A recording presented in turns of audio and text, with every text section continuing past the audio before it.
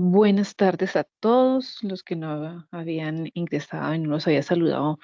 Buenas tardes y muchas gracias por su puntual asistencia. Entonces, el objetivo de esta capacitación es tocar generalidades y temas clave del Sistema Único de Habilitación enfocado aquí a la institución. Digamos que esta es casi como una continuación de la capacitación dada el año pasado. Sin embargo, como hay personal nuevo, vamos a dar lo necesario y esencial. Bueno, cualquier duda, igual vamos a tener canales de comunicación para poder subsanarlas. Y al final dejamos unos interrogantes, si de pronto eh, tienen dudas que más adelante se les presenten, vamos a dejar los canales de comunicación abiertos. A ellos se los voy a dejar en el chat. Bueno, entonces, el contenido de la presente capacitación son los siguientes. Vamos a dar generalidades de los componentes del sistema obligatorio de garantía de calidad y nos vamos a enfocar puntualmente en el sistema único de habilitación, tocando temas como lo que es el REPS, las condiciones de habilitación puntuales, que son las que verifican, los estándares de habilitación, generalidades, Sistema Único de Información, PAMEC, y un pequeño bosquejo del plan de trabajo que se tiene en cuanto a este tema. Listo. Entonces, iniciamos. Los componentes del sistema obligatorio. Entonces, inicialmente en el decreto 1011 se dieron como las bases de los componentes del sistema obligatorio de garantía de calidad en salud, que fueron compilados con el decreto 780. Pero, ¿qué es eso de los componentes del sistema obligatorio de garantía de calidad en salud? Son los siguientes. Entonces, tenemos los componentes básicos o mínimos que se encuentran establecidos en el Sistema Único de Habilitación. Tenemos la auditoría para el mejoramiento de la calidad, que es más conocido con las siglas de PAMEC, Programa de Mejoramiento Programa de Auditoría para el Mejoramiento de la Calidad, obligatorio para nosotros. Y tenemos el Sistema Único de Acreditación, que es más conocido con sus siglas de SUA, eh, para Para nosotros, en este caso, nos es obligatorio por ser un hospital universitario. Sin embargo, para las instituciones que no tienen la certificación no quieran ser hospital universitario, no es obligatorio, eso es algo voluntario. Y tenemos el Sistema de Información para la Calidad, que es conocido por las siglas SUI, Sistema de Información para la Calidad. 4 son los componentes y estos son los componentes que tenemos del sistema obligatorio de garantía de calidad en salud. Y vamos a entrar en materia. Entonces, la resolución 3100 de 2019 define el sistema único de habilitación como el conjunto de normas, requisitos, procedimientos mediante los cuales se establece, registra, verifica y controla el cumplimiento. Ahí va lo clave, el que está en negrilla y subrayado en cursiva, el cumplimiento de las condiciones básicas de la capacidad tecnológica y científica, primera condición. Segunda, la suficiencia patrimonial y financiera. Y tercera, la capacidad técnico-administrativa. El cumplimiento de estas tres condiciones son necesarias e indispensables para entrar como actor del sistema como actores del sistema de salud y la permanencia. Adicionalmente, la idea de estas normas básicas es poder gestionar el riesgo en salud, el riesgo mínimo, así como lo busca eh, el tema de seguridad de paciente, que justamente por eso se incluyeron temas básicos de seguridad de paciente en el Sistema Único de Habilitación, porque se dan con el fin de gestionar los riesgos asociados a la atención en salud. Entonces, la triada. Sistema Único de Habilitación es el cumplimiento de normas, requisitos y procesos para garantizar la entrada y la permanencia de los actores de salud. Ahora, ¿quiénes son considerados prestadores de servicios de salud? Tenemos las instituciones prestadoras de servicios de salud. En este caso, nosotros somos IPS, Institución Prestadora de Servicios de Salud, somos actores. Hay otros actores como son los profesionales independientes, el transporte especial de pacientes y las entidades con objeto social diferente a la prestación del servicio de salud, pero que por su labor y su gestión tienen de pronto algún consultorio o un consultorio y ellos tienen de todas maneras que reportarlo. Entonces tenemos estas los cuatro prestadores de servicios de salud. Nosotros nos encontramos como IPS. Entonces, ya entrando en el tema de qué es lo que verifican, cuáles son las condiciones que verifican, retomamos que son la capacidad técnico-administrativa, la suficiencia patrimonial y financiera y la capacidad tecnológica. ¿Y qué miran en cada una? Entonces, para la capacidad técnico-administrativa, generalmente lo que verifican las instituciones de inspección, vigilancia y control, como lo son las secretarías de salud o las secretarías departamentales, tenemos la resolución, en este caso, que dio vida a la IPS, en este caso el Centro Dermatológico, el nombramiento del gerente, el documento de identificación del representante legal, RUT, inscripción de libros de actas en el ente territorial, que para nuestro caso es la Secretaría de Salud, contar con la licencia de software contable y los soportes de envío de reportes a la Supersalud. Esto porque en la capacidad técnico-administrativa, porque a la Supersalud se reportan archivos tanto de temas financieros como también asistenciales. Entonces, esos reportes a Supersalud los pueden estar solicitando tanto en la verificación de las condiciones técnico-administrativas como en las condiciones técnico-científicas. Si tienen dudas, las pueden ir registrando en el chat que yo voy mirando. Bueno, listo. La segunda condición que verifican en una visita de habilitación es las condiciones de suficiencia patrimonial y financiera, que nos pueden estar solicitando en en estas condiciones: los estados financieros de periodos intermedios y cierre de vigencia certificados por el revisor fiscal. ¿Qué quiere decir esto? Que tienen que estar firmados. Sí, no pueden ser la hojita que yo le imprimo, pero no tiene ninguna firma, no, tienen que estar certificados por el revisor fiscal. Copia de la tarjeta profesional del contador o revisor fiscal. Certificado de suficiencia patrimonial firmada por el revisor fiscal o contador. ¿Eso qué significa? Es una hojita que dice certificado de suficiencia patrimonial y financiera, que contiene 3 ecuaciones y que esa información, esos datos, los debe certificar o bien el contador o el revisor fiscal. ¿De qué se tratan esas 3 ecuaciones? La primera es la de patrimonio, cuyo patrimonio debe ser mayor al 50% del capital. La segunda ecuación es el de las obligaciones mercantiles vencidas en más de 360 días, que deben ser menor al 50% del pasivo corriente. En cuanto a las obligaciones laborales vencidas en más de 360 días, debe ser inferior al 50% del pasivo corriente. Entonces, ¿eso para qué es?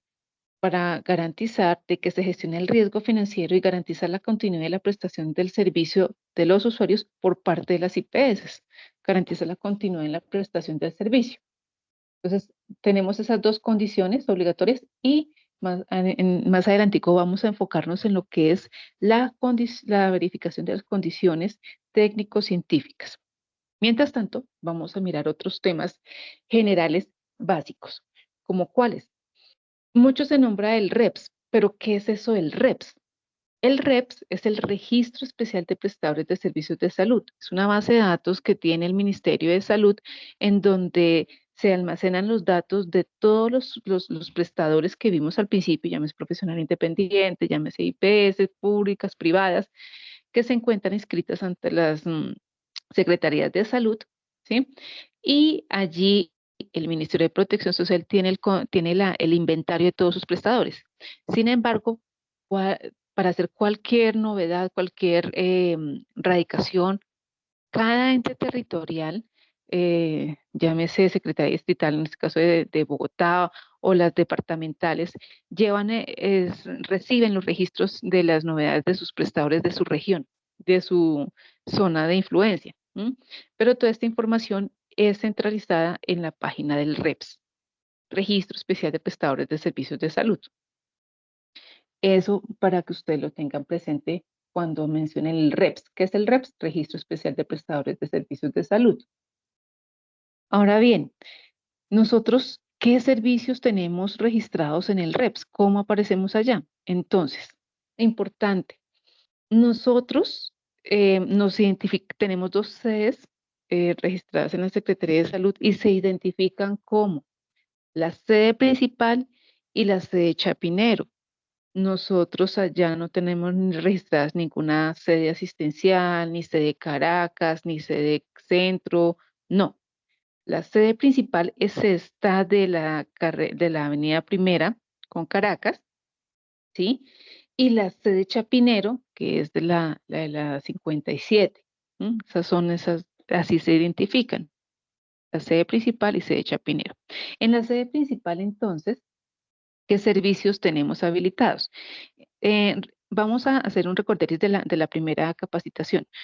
Hay servicios que se agrupan, valga la redundancia, por grupos de atención. Entonces, está el grupo de atención de apoyo diagnóstico y complementario, que en ese grupo se pueden habilitar y tenemos en nosotros, para este caso, habilitados los servicios de laboratorio clínico, toma de muestras de laboratorio, servicio farmacéutico, fisioterapia y patología, ¿sí?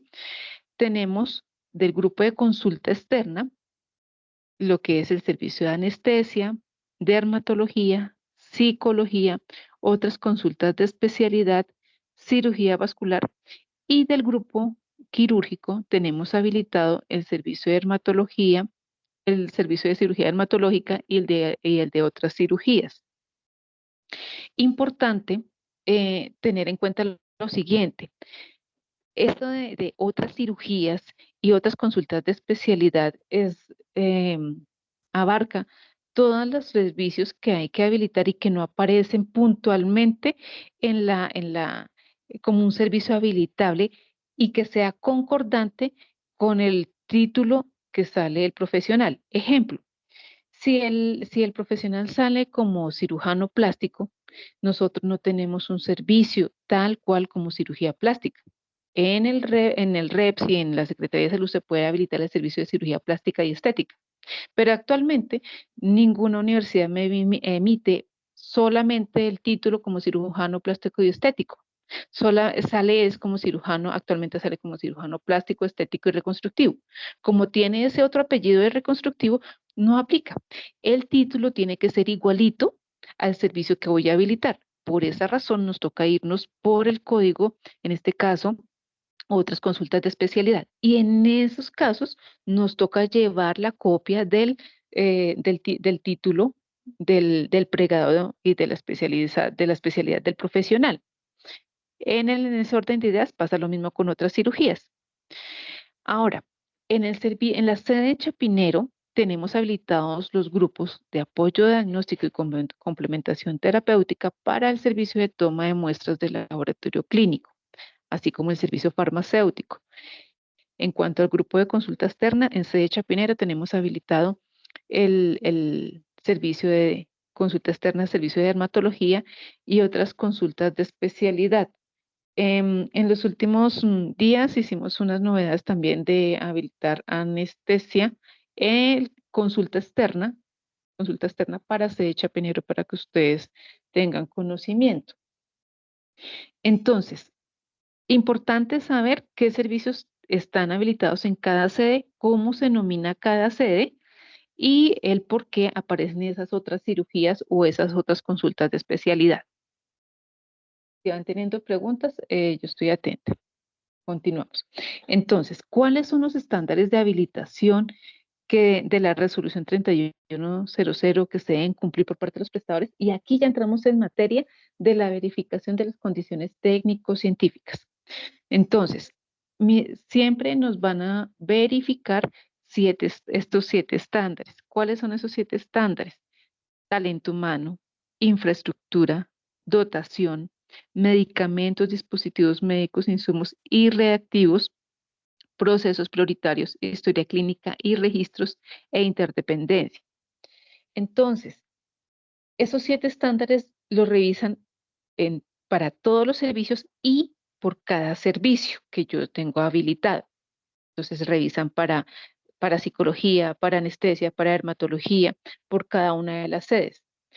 Si encuentran algún incumplimiento de alguno de los estándares en el servicio de fisioterapia, me va a afectar directamente, por ejemplo, en ese caso, en ese ejemplo, me va a afectar directamente el cumplimiento del estándar para toda la institución.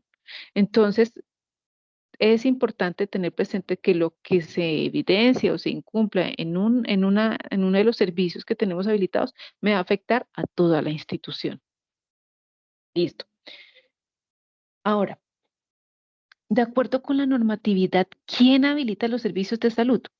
Entonces, de acuerdo a lo establecido en el decreto 1011 de 2006 y el decreto único reglamentario el 780 de 2016, establece que las entidades departamentales y distritales de salud son las responsables de verificar el cumplimiento de las condiciones exigibles a los prestadores y emitir el certificado de cumplimiento de requisitos de habilitación. Entonces, ahí que es importante tener presente. A nosotros nos pueden hacer visitas de habilitación por parte de de otros actores del sistema como son las EPS, pero eso lo hacen para verificar que si van a contratar con nosotros cumplamos los requisitos de habilitación, pero ellos no nos emiten ningún certificado.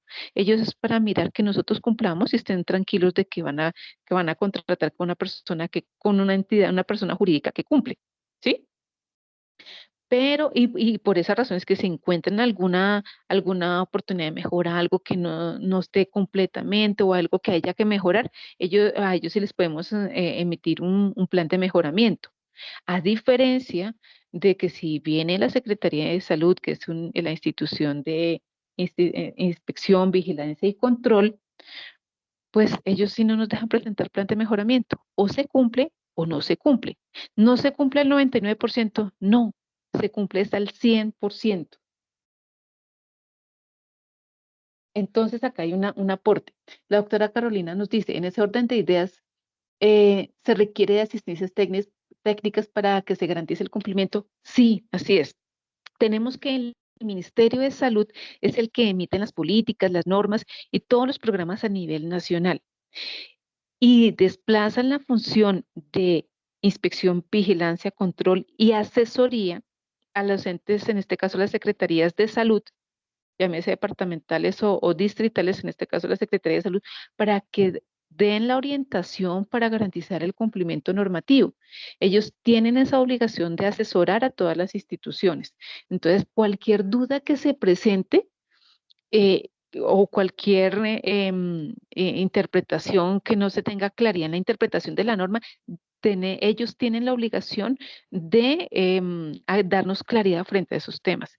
Y nosotros estamos en la obligación de levantar la mano, de ir y solicitar esa asesoría, porque efectivamente la norma puede presentar vacíos o puede presentar interpretaciones que no son las adecuadas o hay muchas variantes.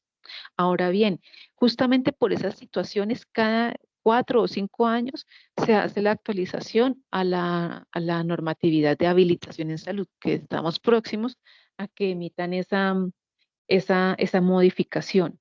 Entonces, todo lo que nosotros preguntemos, todas esos interrogantes o esos vacíos que se puedan encontrar en la norma, es necesario que nosotros los demos a conocer para que ellos enriquezcan esa, mm, ese nuevo proyecto de norma y esa actualización de la norma de verificación de condiciones. Esa es una obligación también de nosotros como actores del sistema.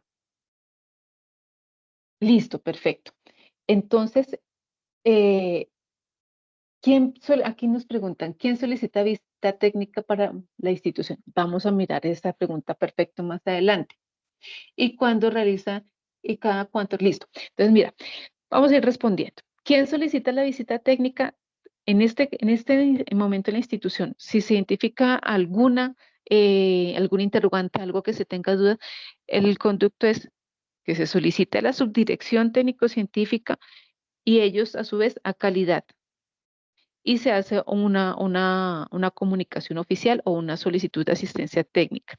En diferentes oportunidades la institución ha solicitado asistencia técnica, bien sea directamente por solicitud de la dirección general o porque se han presentado inquietudes puntualmente en los servicios o inclusive como les mencionaba, cuando hay vacíos en la norma que se pueden interpretar de diferente manera, desde la misma oficina de calidad se ha solicitado asistencias técnicas y solicitudes de concepto puntuales tanto a la Secretaría de Salud como al Ministerio. Entonces, no hay que tener miedo de consultar y de preguntar. Lo que sí hay es que saber preguntar, porque si de pronto uno no hace las preguntas de la forma correcta, puede ser casi que objeto de verificación de una vez para uno.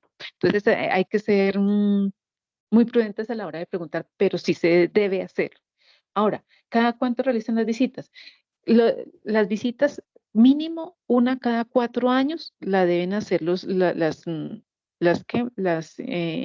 secretarías de salud, y hay unas visitas previas que más adelante vamos a tocarlo, unas visitas previas.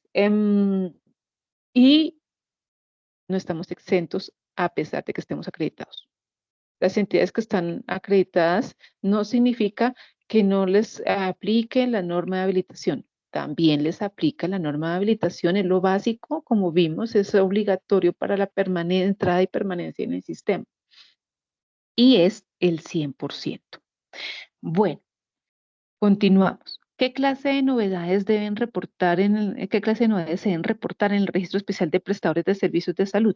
Entonces, mire, hay novedades de IPS. Nosotros, como IPS, somos el Centro Dermatológico Federico Lleras Acosta. Hay novedades de sede. ¿Qué sedes tenemos? Tenemos la sede principal y la sede Chapinero.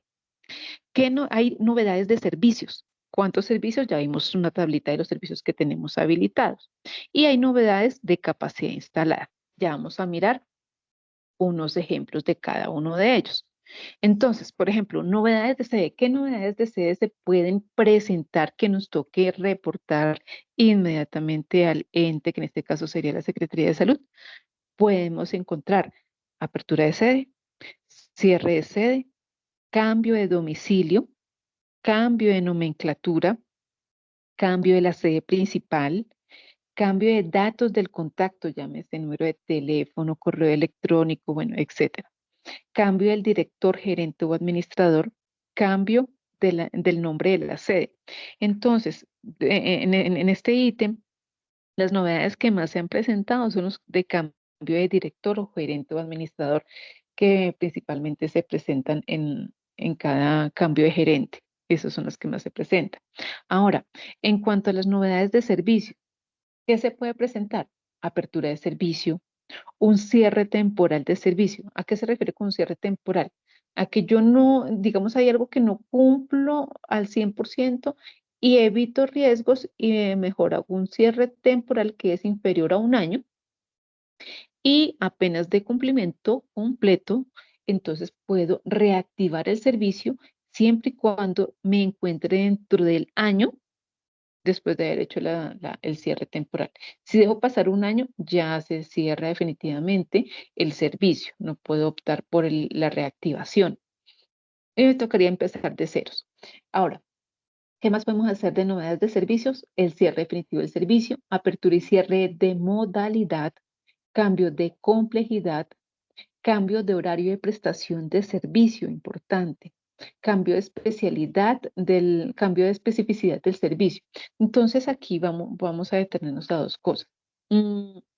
Ese cambio de especificidad, resulta que como nosotros, por ejemplo, tenemos otras consultas de especialidad y nosotros radicamos también la copia del título del especialista.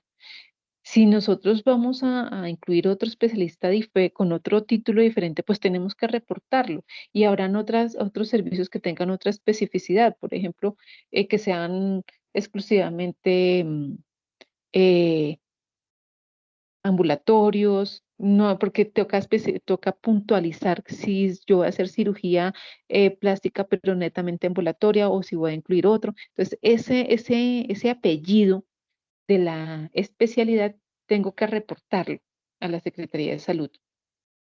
Ese cambio de horario, por ejemplo, si hay una novedad de que ya no atiendo a las 6, sino desde las 7, y ya no atiendo hasta las 5, sino hasta las 4, o ya solamente los martes, o no, o ya toda la semana, todo eso hay que reportarlo de forma inmediata, porque en el momento de que haya una visita sorpresa o de oficio del ente de control y verifiquen que nosotros estamos, uno, o prestando servicios que no tenemos habilitados, o por el contrario, no estamos prestando servicios que tenemos habilitados según como lo tenemos reportado, puede generar sanciones para la institución.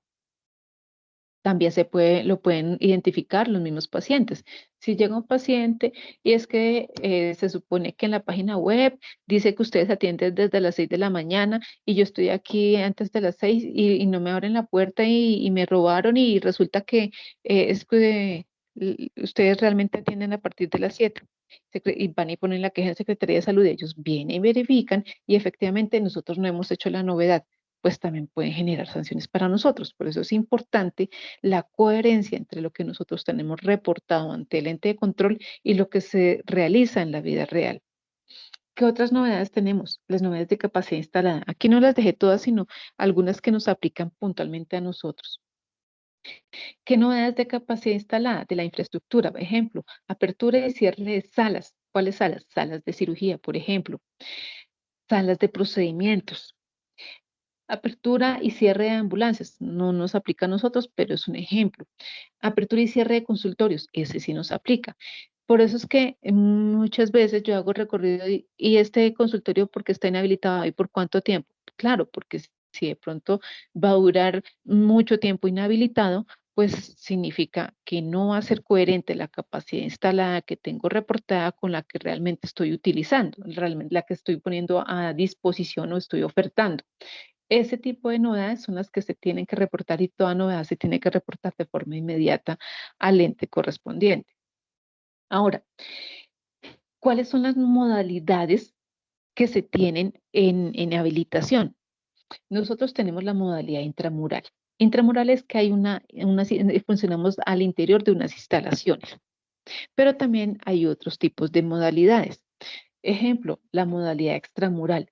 En ese extramural, ¿qué podemos encontrar? Podemos encontrar la unidad móvil, domiciliaria, una jornada de salud. ¿Y qué podría ser eso de jornada de salud? Ejemplo, yo me fui a una universidad y allá en el consultorio de la universidad yo quiero hacer consulta de dermatología para traer más pacientes, más usuarios. Ay, si yo quiero hacer esa jornada, pues tengo que tener habilitado la modalidad extramural y tengo que, como es una jornada, tengo que informar por lo menos 15 días hábiles antes a la Secretaría de Salud que yo voy a estar en tal sitio para que ellos sepan y si quieren de oficio, pueden ir a verificar que cumplo las condiciones mínimas para hacer esa jornada de salud. Eso no es tan sencillo como que, no, yo es que yo estoy haciendo un tamizaje, estoy haciendo una promoción. No, ¿qué alcance es el que le voy a dar? Y si ese alcance le pega a la modalidad extramural. Entonces, con cuidado porque si nosotros vamos a hacer alguna actividad extramural, hay que mirar el alcance y que no vayamos a incurrir en incumplimientos normativos. ¿Qué otra modalidad tenemos? Está la modalidad telemedicina. En telemedicina podemos ser prestadores, remisores o prestadores de referencia. En este caso, nosotros tenemos habilitada la modalidad de telemedicina para dermatología y anestesia y somos prestadores de referencia. Entonces, en esta telemedicina, aquí hay algo que tener claro. Lo que es teleorientación o teleapoyo o teleeducación no es habilitable. Lo que se habilita puntualmente es la telemedicina. ¿Y qué diferencia? Aquí, ¿qué diferencia hay? Ah, listo, aquí hay una pregunta. Perdónenme, interrumpo. La doctora Carolina nos pregunta, cuando hay diferencias entre la capacidad física y de talento humano, es decir, ejemplo, tengo 6 cubículos para toma de muestras para atender usuarios, pero solo 2 auxiliares para toma de muestras, eso estaría bien para la capacidad instalada. Entonces, ya a ese punto, esa respuesta la voy a dar en el estándar de talento humano y de infraestructura, que ya lo tenemos más adelante en mi doc. ¿Me acuerdas, por favor? Entonces, modalidad de telemedicina, ¿qué diferencia hay entre telemedicina y teleorientación? En que en telemedicina usted puede emitir un diagnóstico, puede emitir una fórmula, ¿sí? Y puede hacer ajustes a un plan de tratamiento, mientras que en una teleorientación, teleapoyo, teleeducación, no se modifica ningún plan de tratamiento, ni se emite un diagnóstico, ni le pueden emitir una fórmula, ¿sí? Una prescripción médica. Es solamente bajo la modalidad telemedicina. Ahora bien, ¿qué categorías encontramos en la telemedicina? Encontramos telemedicina interactiva, que es en tiempo real, telemonitoreo, telemedicina no interactiva, que puede ser, digamos, no estoy en tiempo real, yo lo recibo hoy, el correo, la información y reviso, verifico la historia y los soportes y doy respuesta a los 2 días o al día siguiente al especialista que me hizo la consulta. Y la teleexperticia, que haría la teleexperticia. Entonces, ¿qué encontramos en telemedicina interactiva? Encontramos la consulta, puede estar la consulta general y especialidades o la rehabilitación. En telemonitoreo encontramos el seguimiento a distancia de datos clínicos, mecanismos de alerta y respuesta. En este momento nosotros no tenemos un telemonitoreo. Un ejemplo de telemonitoreo puede ser que yo tengo un dispositivo, un holter que está conectado a un monitor en tiempo real en la central de cardiología y ahí están pendientes del trazo electrocardiográfico que está dando ese holter. Puede ser o un electrocardiograma que está conectado me están tomando un electrocardiograma, aquí solamente está el auxiliar, pero el especialista lo está viendo en tiempo real en una central. Ese sería telemonitoreo. O, por ejemplo, si yo tengo un dispositivo que emite alertas cuando hay alguna alteración, por ejemplo, eh, los de dispositivos de glucosa, los de administración de insulina y que me emite una alerta si la glucosa se altera, bueno, esos podrían ser telemonitoreo. Telemedicina no interactiva, ¿qué puede entrar ahí? La lectura de imágenes diagnósticas. También puede corresponder a una recomendación, una encuesta, una revisión de resultados, ¿sí? Y la teleexperticia, que puede entrar ahí la consulta general y especialidades, imágenes diagnósticas y biopsias, juntas médicas, ¿sí? Entonces nosotros aquí nos aplica la teleexperticia, telemedicina interactiva y telemedicina no interactiva. Bien. Del tema de telemedicina, ¿alguna pregunta? Listo. Entonces, tenemos ¿qué servicios? Ah, bueno, ya más adelante con la siguiente le vamos a dar respuesta. ¿Qué servicios de salud requieren visita previa para su habilitación? Eh, Importante saber esto, ¿por qué? Porque si nosotros queremos hacer una novedad de servicio, tenemos que verificar cuáles son los que requieren que me visiten previamente para saber si cumplo todas las condiciones. Y es importante tener en cuenta que ahí no solamente van a mirar las condiciones, los estándares que le aplican al servicio que yo estoy reportando, sino miran primero para todos los servicios y luego miran el servicio que yo voy a habilitar. Ejemplo de esto serían los nuevos servicios de oncología, urgencias, atención de parto, transporte asistencial y cuando yo hago un cambio de complejidad o cuando voy a escribir una nueva IPS. Cambio de complejidad como cuáles, que yo paso de baja complejidad a mediana complejidad, de mediana complejidad a alta complejidad. Ejemplo de oncología puede ser que si yo quiera habilitar el tema de dermatología oncológica. Ese es uno de los servicios, por ejemplo, que requerirían visita previa. A pesar de ser estar en el grupo de consulta externa por ser oncología, es un servicio priorizado y requiere visita previa. Dentro de esa visita previa, ¿qué me pueden estar solicitando? Estudios de vulnerabilidad para los servicios que aplique. Un servicio que aplica puede ser los servicios quirúrgicos. El certificado de RTI, es decir, de cumplimiento de las condiciones eléctricas de las instalaciones. El plan hospitalario de emergencias. El plan de mantenimiento de la planta física, que deberá incluir el equipamiento fijo. Cumplir las condiciones de habilitación de los servicios a habilitar y obviamente el de todos los servicios. Em,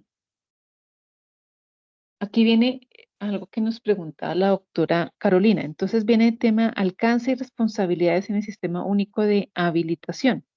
Tenemos entonces, es responsabilidad del prestador de servicios de salud la veracidad de lo declarado en la autoevaluación y de mantener su cumplimiento. Entonces, no es un ejercicio mecánico el que uno hace de forma anual para mantenernos como prestadores de servicios de salud que uno hace en el REPS. Ya saben qué es el REPS.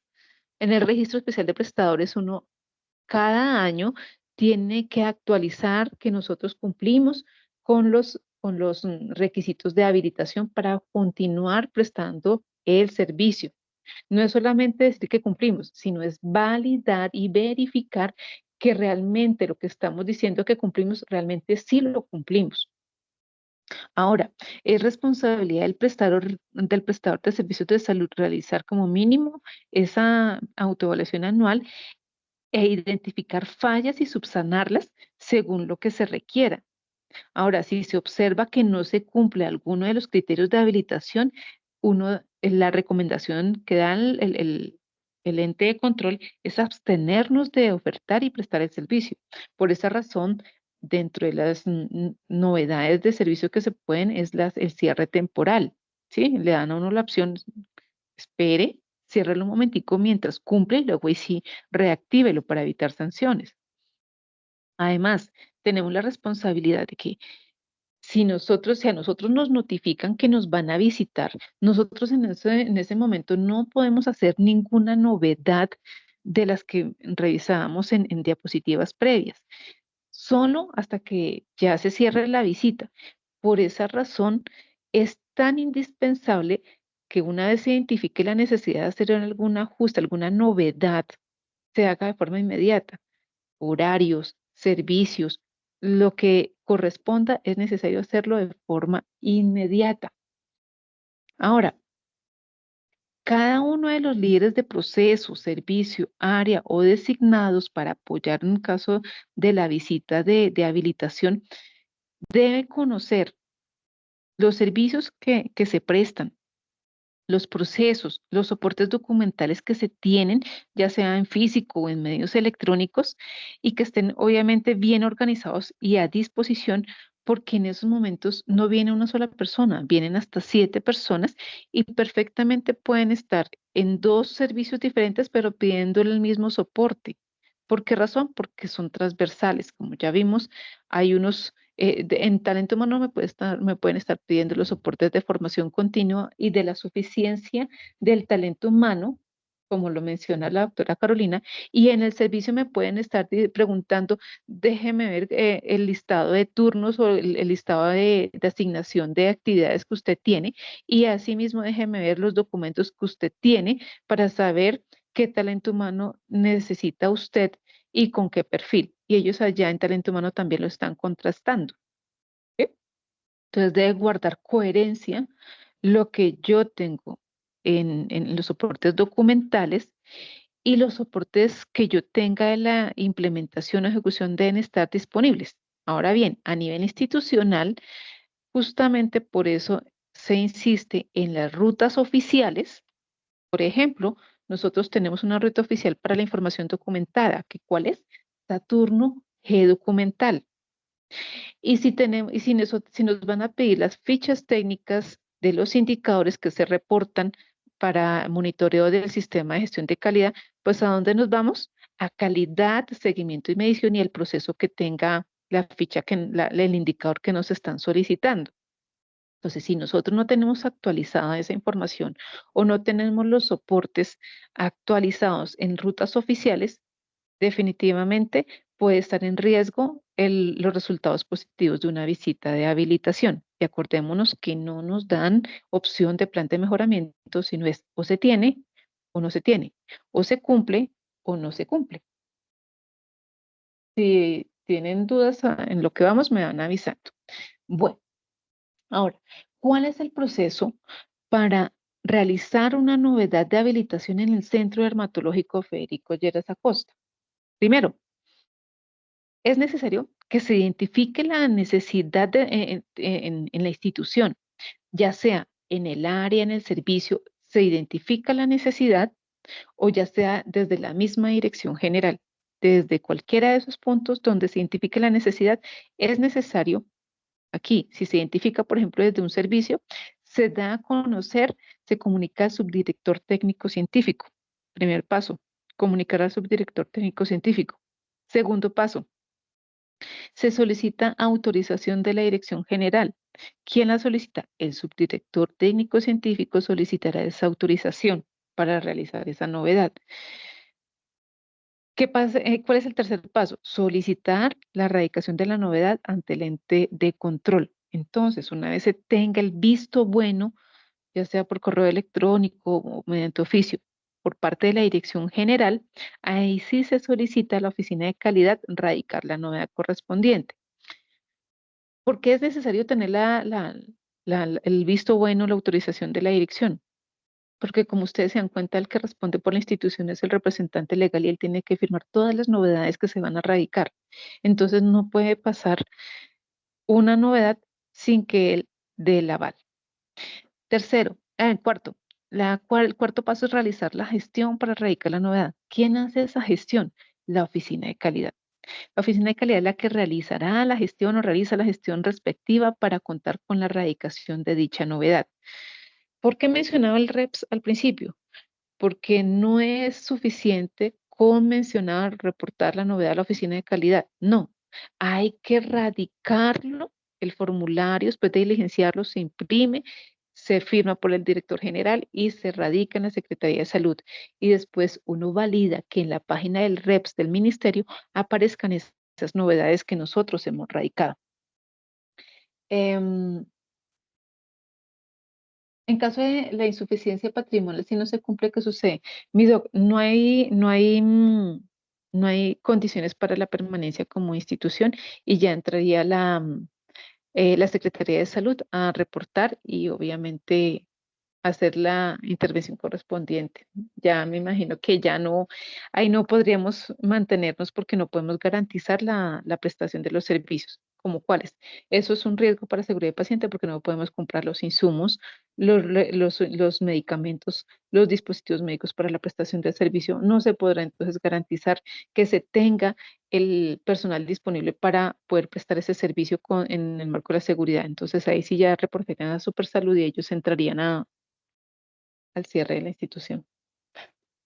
Bueno, eso es en caso ya al final de después de un proceso, ¿no? Eso no es de forma inmediata, ellos tienen que hacer la investigación, tienen un proceso. Listo.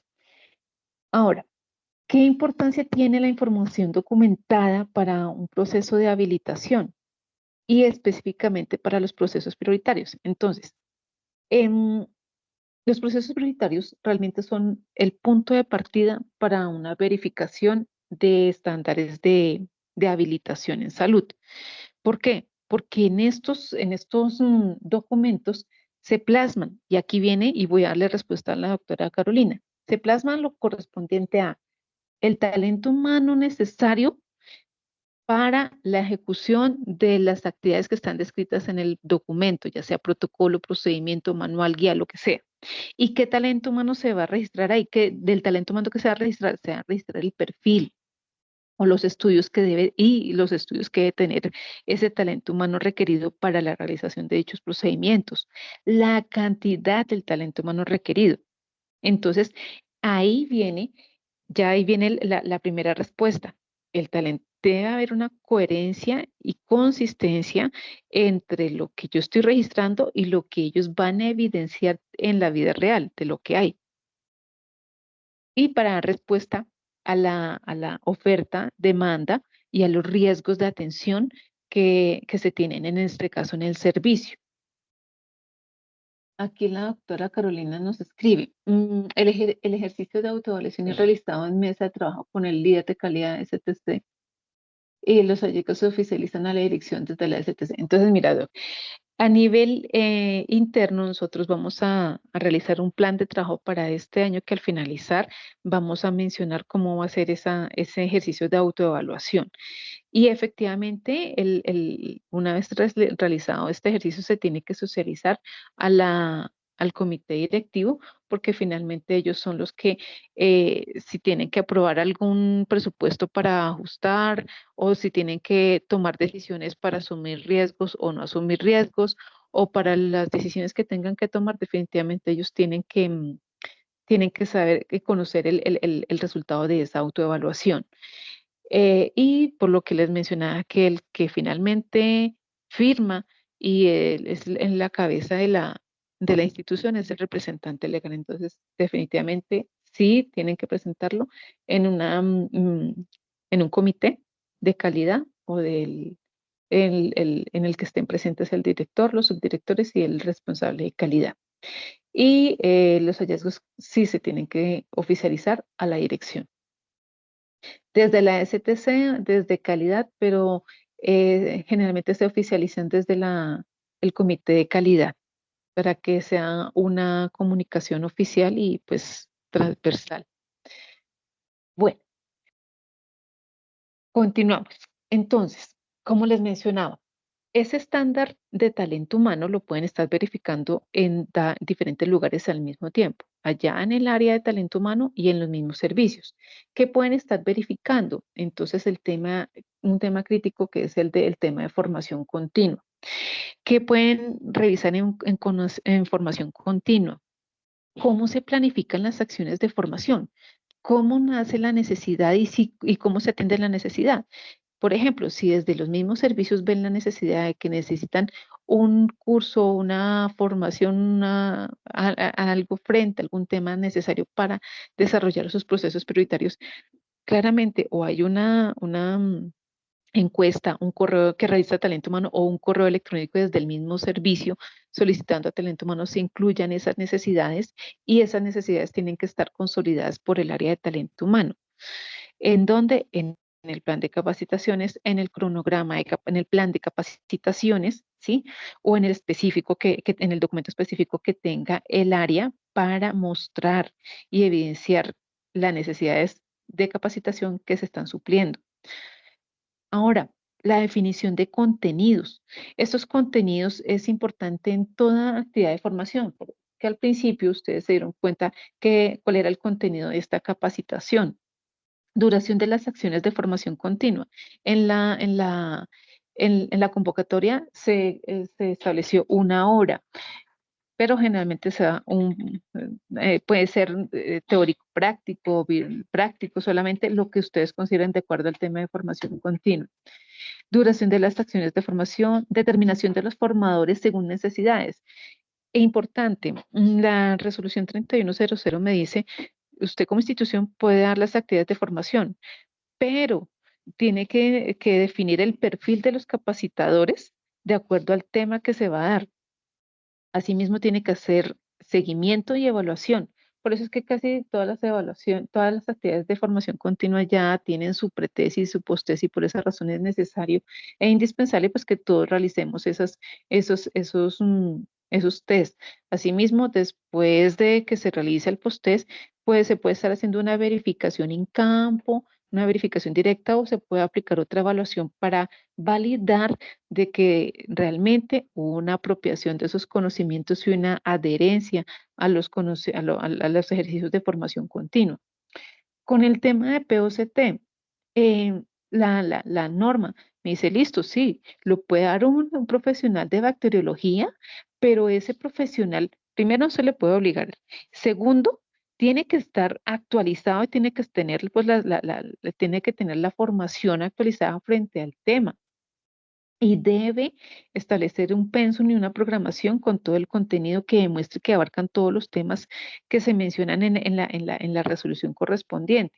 Entonces, si ustedes necesitan un proceso de formación, pues definitivamente tiene que solicitarlo. Y esa es la evidencia, lo que tiene que suplir talento humano. Ahora, con respecto a medicamentos, insumos y dispositivos médicos, ustedes se dan cuenta que las plantillas de gestión documental tienen unos ítems obligatorios, especialmente para las áreas asistenciales o para las áreas que dan respuesta a habilitación. ¿Cuáles son? Ya vimos, talento humano, va a medicamentos, dispositivos médicos, insumos y reactivos. Hay que, pues todos debemos identificar qué medicamentos, qué insumos, qué equipos biomédicos o qué elementos nosotros necesitamos para poder desarrollar las actividades que están contenidas en ese documento. Y ojo que tiene que ser coherente lo que está en ese encabezado con lo que está al interior en el desarrollo de las actividades, en esos recuadros, porque en algunas ocasiones uno se encuentra con incoherencias o inconsistencias, porque en el recuadro registran que el talento humano que va a desarrollar las actividades es ABCD y arriba me dice CDX. Entonces, ojo con la coherencia de lo que estamos actualizando. También las cantidades, qué equipos biomédicos necesitamos, eso también hace parte de la suficiencia, la cantidad de equipos, bueno, de insumos requeridos y demás. En este estándar quiero hacer una claridad. Todo lo que son medicamentos, dispositivos médicos, reactivos e insumos es necesario que se garantice la trazabilidad, porque ellos no solamente van a mirar lo que está escrito, van a mirar lo que se tiene en físico, van a solicitar su listado de medicamentos, dispositivos médicos, insumos reactivos y que den cumplimiento a la norma. Entonces, si desde la puerta de entrada identificamos que nos hace falta algún documento, algún documento bien soporte de la trazabilidad del ingreso del dispositivo, del medicamento, del reactivo, o por el contrario, tengo los soportes, pero resulta que yo no diligencié, no actualicé el registro sanitario, la fecha de vencimiento, la dosis, la concentración, lo que corresponda a los ítems de norma, va a generar un incumplimiento. Y ese cumplimiento no solamente lo tengo que dar desde la puerta de entrada, sino mantenerlo hasta su disposición final. Si en alguno, entonces esa responsabilidad es compartida desde las diferentes áreas y servicios administrativos, asistenciales y hasta su disposición final. ¿Por qué digo disposición final? Porque perfectamente me pueden decir, listo, usted aquí dice que en la trazabilidad usted hecho esto o que había un medicamento que se le venció en tal parte. Le pueden decir a la ingeniera ambiental, por favor, déjeme ver el certificado de disposición final de los productos químicos, quién es el que los recolecta, y déjeme ver entonces el acta y el manifiesto. Todo eso tiene que ser coherente. Entonces, aquí no es que solamente me verifican la parte asistencial, tiene que guardar coherencia, lo administrativo, asistencial, administrativo desde la puerta de entrada hasta su disposición final. Eh, Siguiente. Ay, ojo, entonces, aquí no nos olvidemos de que eso hace parte de nuestro control de la información, control y registro. Entonces, aquí afortunadamente tenemos unos lineamientos institucionales para garantizar nuestro archivo, nuestra adecuado almacenamiento de los documentos soporte. Entonces, eso, como vimos al principio, tiene que estar ordenado, disponible en los lugares oficiales destinados para tal fin. Infraestructura. Entonces, aquí tenemos en este estándar, ahí viene el complemento de la pregunta que me hacía la doctora Carolina en cuanto a la capacidad instalada. Si yo tengo disponibles los 6 cubículos para la atención, la demanda de mis usuarios me da para tener los 6 cubículos. ¿Qué debe ser lógico? Pues que yo tenga el talento humano suficiente para atender esa demanda en el marco de la seguridad del paciente, es decir, gestionando los riesgos y garantizando la oportunidad de la atención. Entonces yo tengo que hacer ahí un análisis de que a cuánto tiempo voy a atender mis pacientes, cuánto es la demanda y cuánto realmente es el personal que requiero y cuántos cubículos realmente yo voy a utilizar. Eso es lo que yo tengo que soportar, el análisis de suficiencia de la capacidad instalada, y esa capacidad instalada no solamente tiene que estar limitada a la infraestructura, sino también al recurso humano. Tiene que guardar coherencia al recurso humano y por último también sus equipos médicos y el instrumental en caso de que lo requiera. Tiene que guardar coherencia y la suficiencia en esos ítems. Listo. Siguiente. Ahora acá. ¿Qué importancia tiene la información documentada en el proceso de habilitación? Uf, bastante, ¿no? Según lo registrado en los documentos, pasarán primero a revisar los documentos que se tienen y que le pegan a los 7 estándares. Posteriormente, de lo que está escrito, ellos se van a ir a cada uno de los servicios y a cualquiera de las personas que se encuentren les pueden estar preguntando cómo realizan la actividad para validar que lo que está escrito realmente se esté ejecutando.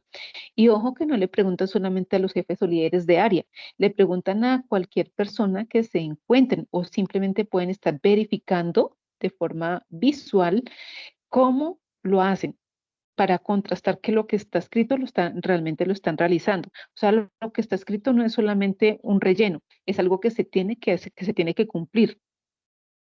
¿Qué más revisan? Revisan los soportes de formación continua de acuerdo al perfil, revisan que cuenten con todos los listados de medicamentos, los registros que estábamos hablando ahorita para el estándar de medicamentos, de dispositivos médicos. Em, Tiene que haber bueno, ¿cuál es la importancia entonces de estos procesos prioritarios? Porque pues nos garantiza es alguna existencia obligatoria y socialización de los principales procesos asistenciales que condicionan directamente la prestación del servicio de salud. Eso es lo que nos va a decir. Entonces, como veíamos al principio, si tenemos un servicio habilitado a otras consultas de especialidad, lo lógico es que yo tenga un listado de los procesos asistenciales que yo voy a prestar de acuerdo a esa especialidad. ¿Sí? Entonces, si yo tengo una información, un listado, lo lógico es que yo tenga o bien mi protocolo o bien mi procedimiento, lo que corresponda, que me dé los lineamientos para garantizar esa prestación, esa atención en salud de forma segura. Con respecto a procesos prioritarios y al POCT, es importante tener en cuenta esto, que los POCT se deben emitir, en los POCT se tiene que emitir un resultado y este debe estar contenido en la historia clínica. Debe contener ese resultado el nombre, el perfil de la persona en salud que realiza el POCT, el nombre del laboratorio clínico habilitado para que asesora ese proceso, el profesional de bacteriología del laboratorio clínico asesor que debe firmar los controles de calidad y los informes de supervisión realizados. Entonces, como lo mencionábamos en las horas de la mañana, es necesario fortalecer este tema y especialmente en las áreas en las que se realiza la toma de estos exámenes y obviamente pues tenemos que tener la documentación que sea coherente a lo que realizamos. Ahora, ¿qué otros temas clave debo tener en especial en historia clínica?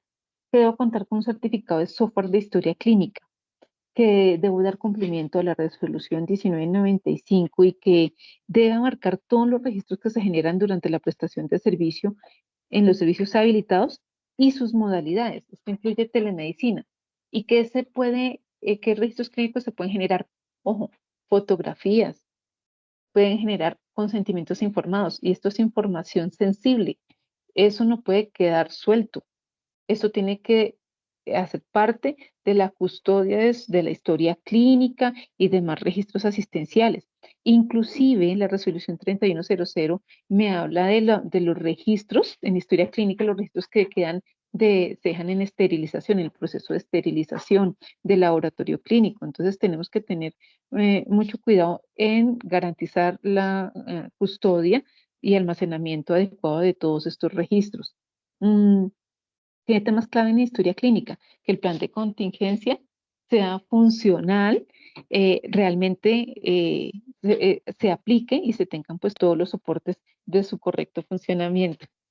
Tenemos que tener en cuenta que la custodia, los temas de custodia y archivo de historia clínica, tal como lo menciona la resolución 839, como lo mencionábamos anteriormente para todos los, mm, los registros, y contar claramente con los consentimientos informados según el procedimiento. Y ojo que la 3100 también me menciona que debe dar cumplimiento a la ley de protección de datos. Quiere decir que nosotros también debemos tener nuestra autorización de tratamiento de datos para los casos que aplique, que ya la norma lo ha establecido. Entonces, ahora bien, con el estándar de interdependencia, ¿qué temas clave debo tener en cuenta?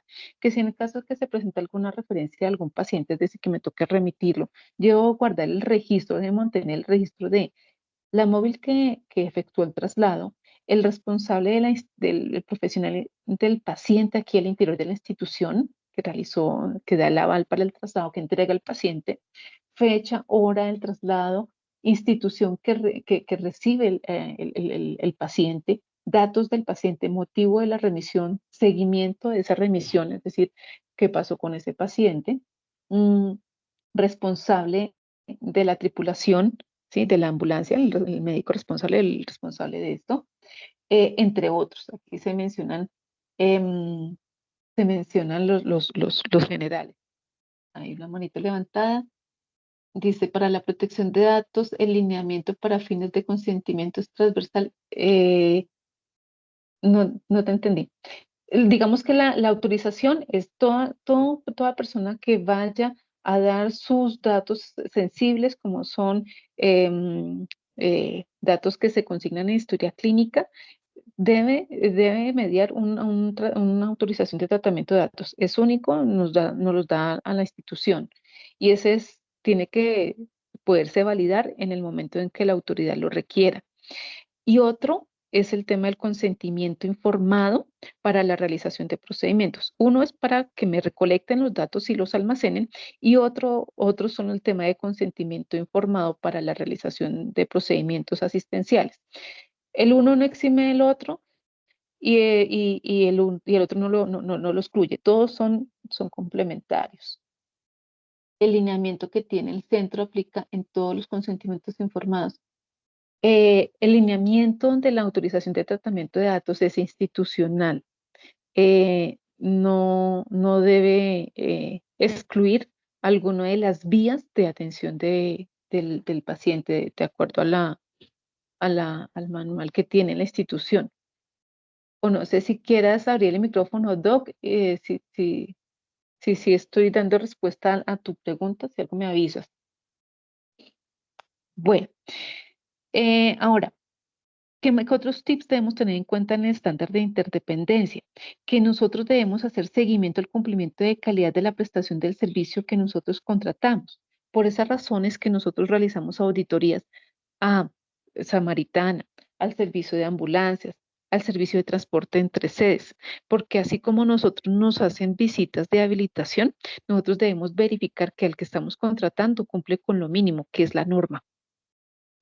Y miren que aquí nos habla de que la misma norma de habilitación nos dice que debemos hacer un seguimiento a esa prestación de servicio. ¿Qué debemos incluir en ese seguimiento? Que debe establecer como mínimo la calidad de entrega de los productos, los procedimientos documentados, es decir, si usted me va a prestar este servicio, lo mínimo es que estandarice cómo lo va a hacer, cómo va a prestar ese servicio, cómo me va a garantizar los tiempos de entrega de los productos, entre otros. Y nosotros como institución que contratamos debemos realizar supervisión al contratista de tal manera que garantice el resultado del producto entregado. Y importante, Angelita, nosotros, sí, mira, ya, Angelita, ya tengo micrófono, entonces sí, la mira, tiene la pregunta, palabra. regálame un segundo. La pregunta está relacionada con el lineamiento que tiene la institución para la protección de datos. Se tiene un documento estándar para que el usuario lo termine firmando o va inmerso dentro del consentimiento informado. No me dio. Si hay un documento, un formato estándar institucional cuando se obtiene de forma física. Yo ahorita, me acuerdas por favor antes de terminar y ya les doy el link y les muestro el formato. Sin embargo, como no todos se obtienen de forma física, es decir, no todos vienen, su primer contacto es presencial, hay otras vías de obtener el consentimiento informado. Entonces, si están por el call center, entonces el medio es que le dan la grabación de que se autoriza el tratamiento de datos, entonces podrá continuar la prestación de servicio. O en la página web le dan clic en la autorización de tratamiento de datos. Estas son las tres vías que en este momento se tienen contempladas en el manual de autorización de tratamiento de datos personales de la institución. Y ahorita lo comparto. No sé si Listo, respuesta. gracias. Vale, mira.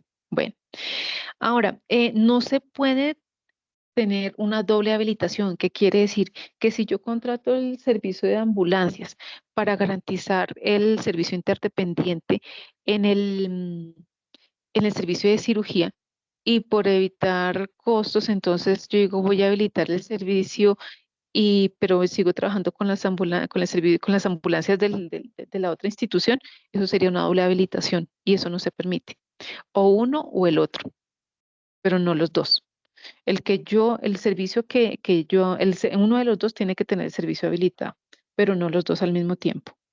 Debe mediar un contrato o convenio, entonces, ¿qué viene a verificar la Secretaría de Salud? Que pues tengamos el contrato debidamente firmado. En ese orden de ideas, con lo que hemos visto hasta el momento, todos somos responsables de los resultados de la habilitación, de que nos certifiquen o no nos certifiquen. Em, Vamos a pasar entonces al tema del Sistema Único de Información. ¿Y cuál es el objetivo de ese Sistema Único de Información? Que el ministerio o los entes de control o todos los ciudadanos hagan seguimiento al cumplimiento de requisitos y de los ítems del sistema, de las características del sistema obligatorio de calidad de los diferentes actores. Entonces, esos indicadores que nosotros reportamos se van al Ministerio de Salud, ellos allá lo consolidan y los muestran en el Observatorio de Calidad. Por esas razones que es tan importante que antes de ir a reportar información extrainstitucional, se valida internamente lo que se va a reportar, que sea coherente, que lo que yo tenga en las fichas técnicas sea lo que yo vaya a reportar, porque perfectamente Secretaría de Salud, cuando venga, me dice, déjeme ver los archivos planos de los indicadores que estamos viendo en pantalla que se reportaron. Y al mismo tiempo me puede pedir las fichas técnicas. Y si hay datos que no coinciden, por ejemplo, la cantidad de procedimientos que yo reporté que había cancelado y los que realicé, la cantidad de usuarios encuestados, ¿sí? Ese tipo o la cantidad de eventos adversos que se presentaron. Ese tipo de información tiene que ser coherente lo que yo tengo al interior, lo que se presenta y lo que yo reporto. Por esa información se reporta de forma trimestral y por eso es de gran importancia que no se haga a última hora para tener el tiempo suficiente de hacer la validación correspondiente. A nosotros como institución, ¿qué nos corresponde reportar? Eh, Como IPS nos tocaría reportar oportunidad de asignación de citas. ¿Por qué está en blanco? Porque pues piden unos servicios puntuales como medicina general, cirugía general, medicina interna, pero no pide el de dermatología. Sin embargo, se tiene ahí porque los pagadores con los que nosotros tenemos contratados sí nos pueden estar pidiendo esta información porque a ellos se le piden de todas las especialidades. Em, Tenemos el indicador de satisfacción de usuarios que se reporta, uno, la satisfacción global y dos, si el paciente recomendaría a nuestra institución a los familiares o amigos. El detalle de la programación de procedimientos quirúrgicos. Entonces, cantidad de procedimientos quirúrgicos que se realizaron, las cancelaciones de los procedimientos quirúrgicos y las causas, si fueron atribuibles a la institución, si fueron del usuario o si fue por orden médica que se canceló el procedimiento. Y el detalle de los eventos adversos. Entonces, caídas en consulta externa, caídas en apoyo diagnóstico. Y ojo que la información que se reporta, la fuente se alimenta desde muchas fuentes. Entonces, se alimenta tanto desde los procesos administrativos como desde los procesos asistenciales.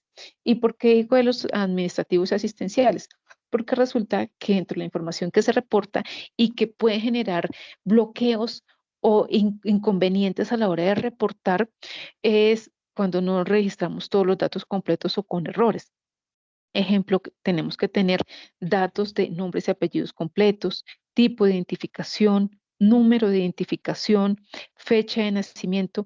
Y si la persona ha cambiado de tipo de documento, pues tenemos que hacer esa actualización porque si no, nos va a generar error y muy seguramente le bloquea hasta que usted arregle eso y no le va a dejar pasar.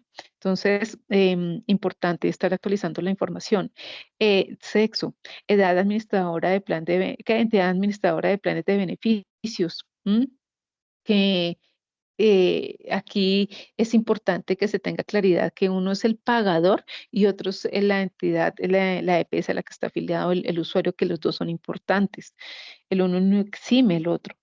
Municipio de residencia, fecha de programación del procedimiento ecológico cuando aplique, motivo de cancelación y o reprogramación, fecha de realización del procedimiento, código CUPS del procedimiento a realizar, porque esos reportes se realizan también de acuerdo a los códigos CUPS, evento o incidente que se haya presentado en el paciente.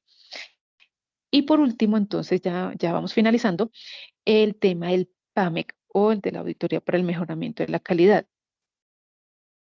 Clave, nuestra institución, su PAMEC está basado en acreditación. Y como vimos en las primeras diapositivas, en los componentes del sistema obligatorio, para nosotros es obligatorio dar complemento de habilitación al PAMEC y por ser un hospital universitario, se nos hace ya obligatorio la acreditación. Entonces, si nuestro PAMEC está basado en acreditación, se nos hace obligatorio dar complemento de habilitación al PAMEC y a acreditación. Esos tres ítems serían obligatorios para nosotros como institución. Ahora, el PAMEC se reporta anualmente a la Superintendencia Nacional de Salud. ¿Y qué reportamos? Entonces, reportamos el cumplimiento de las acciones de mejora que nosotros nos programamos, ¿sí? Y si hay un porcentaje bajito, y en cualquier caso, siempre lo que es Supersalud y Secretaría de Salud están obligados a hacer seguimiento de las instituciones de que se hayan implementado la mejora, es decir, que se esté ejecutando el PAMEC institucional. ¿Qué soportes tenemos para este PAMEC? Nosotros tenemos como soporte el programa anual de auditorías, los informes de auditoría, los planes de mejoramiento formulados y claramente ejecutados, en especial, como lo mencionamos, los relacionados con el Sistema Único de Acreditación, los soportes de la gestión y cierre de estos planes y los demás soportes del mantenimiento del Sistema Único de Acreditación.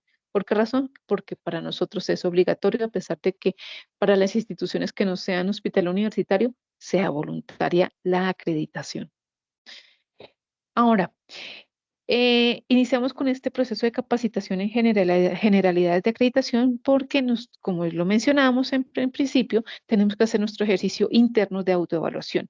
Entonces, tenemos programado para el mes de abril, desde el 8 al 30 de abril, que realicemos la autoevaluación en nuestra matriz ya conocida, que la voy a remitir en los próximos días a cada servicio para que se haga una verificación a modo de autocontrol y después, es decir, en este mismo mes, voy a pasar con cada uno de los líderes y cada uno de los servicios a hacer validación y acompañamiento para el diligenciamiento de esta matriz de autoevaluación de habilitación, para que ya en el mes de mayo tengamos ya nuestro consolidado de cumplimiento y lo podamos reportar en el REPS.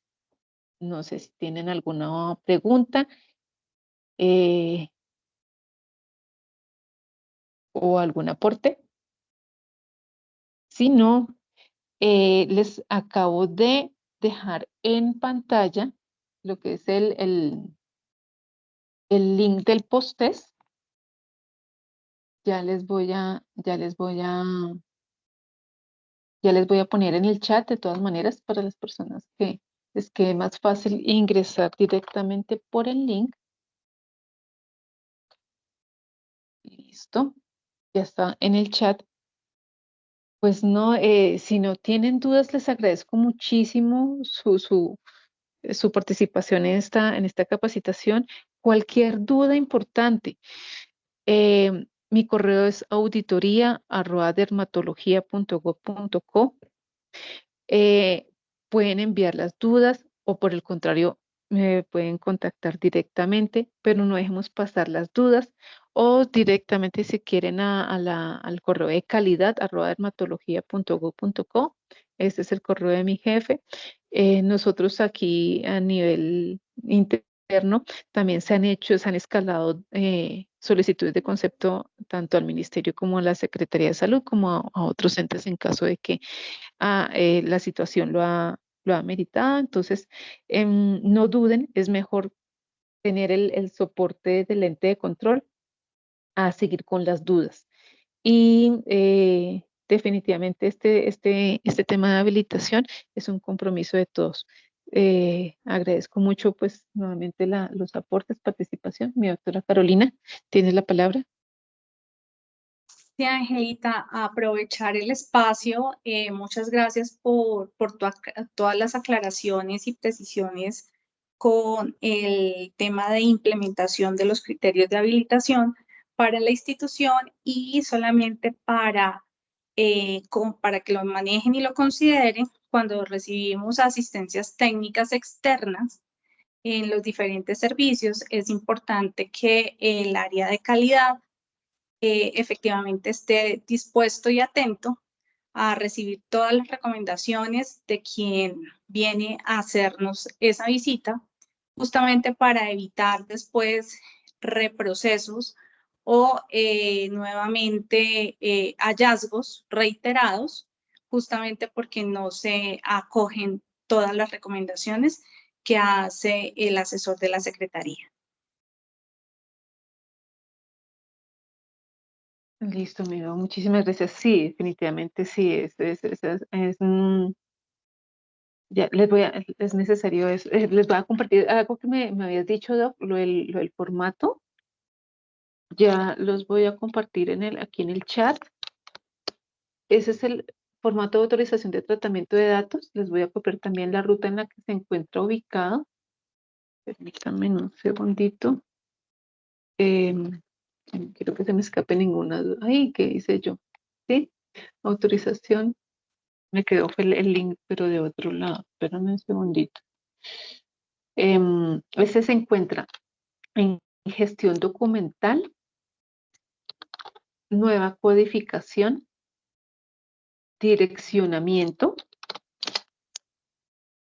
planeación estratégica, formatos. Ese es un formato de planeación estratégica, del proceso de planeación estratégica.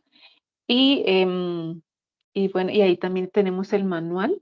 Espérenme, también se los voy a dejar ahí como para que ustedes lo, lo puedan consultar en caso de alguna duda, porque ese también es vital. Tenemos un paciente que nosotros le pongamos masculino y es femenino o viceversa, pues también nos pueden generar inconvenientes, ¿no? Pues aquí es el procedimiento. A ver, creo que ya.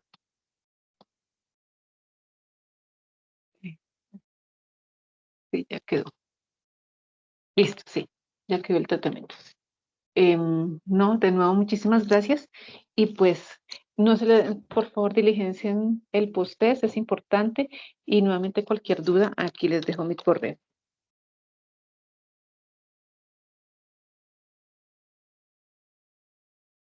Mil gracias y buena tarde a todos. Dios los bendiga. Igualmente, feliz tarde. Muchas gracias, Nida.